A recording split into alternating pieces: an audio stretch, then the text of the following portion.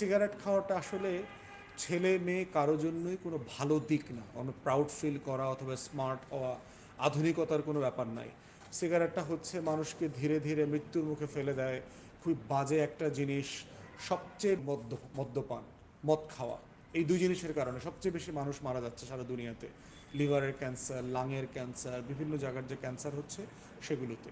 তো সেই বাস্তবতায় তো একটা রাষ্ট্র বাংলাদেশ আইনও আছে, সিগারেট খাওয়া যাবে না পাবলিক প্লেসে, ধূমপানের ব্যাপারে। কিন্তু সেখানে একটা মেয়ে যদি সিগারেট খায় এবং সেটা যদি রমজান মাসে হয় এবং সেটা মুরব্বীদের সামনে দিনে দুপুরে, এই যে অ্যাগ্রাভেটিং এলিমেন্টগুলো আছে, যেগুলো সমাজে বিরাজ করে, সমাজের এই বিরাজিত উপকরণগুলোকে ইগনোর করে কেউ যদি মনে করে যে সে তার অধিকারকে কেড়ে নেবে, অধিকার আদায় করবে সমাজ থেকে, রাষ্ট্র থেকে, এই অধিকারটা প্র্যাকটিক্যালি আদায় করা সম্ভব না। আইন এইভাবে ওয়ার্ক করে না, অধিকারের আইডিয়াগুলো এইভাবে ফাংশনাল না।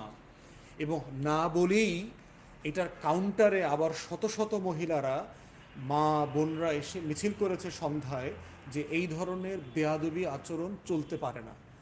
সম্মান, মর্যাদা, সমাজের যে মূল্যবোধ, একটা মূল্যবোধহীন সমাজ কখনোই সমাজ মেনে নেবে না।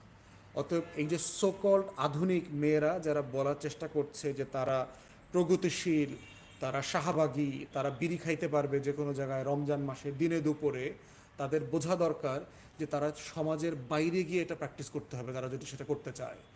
বাংলাদেশে থেকে রমজান মাসে যেখানে একটা সামাজিক ধর্মীয় মূল্যবোধ এবং স্পর্শকাতরতা আছে, সেখানে এই মূল্যবোধকে ইগনোর করে কেউ যদি সিম্পলি এই এজেন্ডাগুলোকে প্রমোট করে, এটা ফাংশনাল হবে না।